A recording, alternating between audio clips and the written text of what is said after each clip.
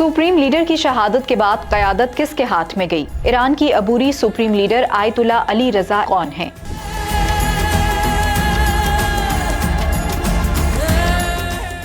Iran में supreme leader ayatollah Ali खामनाई की शहादत के बाद आयतुल्ला अली रज़ा को अबूरी क़यादत काउंसिल का रुकन मुकर्रर किया गया है। ये काउंसिल, जिसमें सदर और चीफ जस्टिस भी शामिल हैं, नए सुप्रीम लीडर के इंतखाब तक मुल्क की क़यादत करेगी। 1 मार्च को आयतुल्ला को आर्जी सरबराह मुकर्रर किया गया है। 1959 में सूबा यज़्द के शहर म्यूबोर्ड में पैदा होने वाले एक सीनियर आलम दीन हैं और दहाइयों से ईरान के मजहबी और इंतजामी इदारों में अहम किरदार अदा कर रहे हैं। वो क़म में नमाज जुमा की इमामत कर चुके हैं, अल मुस्तफा इंटरनेशनल यूनिवर्सिटी के सदर रह चुके हैं और 2019 में गार्डियन काउंसिल के रुकन भी बने। मौजूदा कशीदा हालात में इन्हें ईरान की अबूरी क़यादत संभालने का बड़ा चैलेंज दरपेश है। अपडेट्स के लिए देखते रहिए vnews.pk।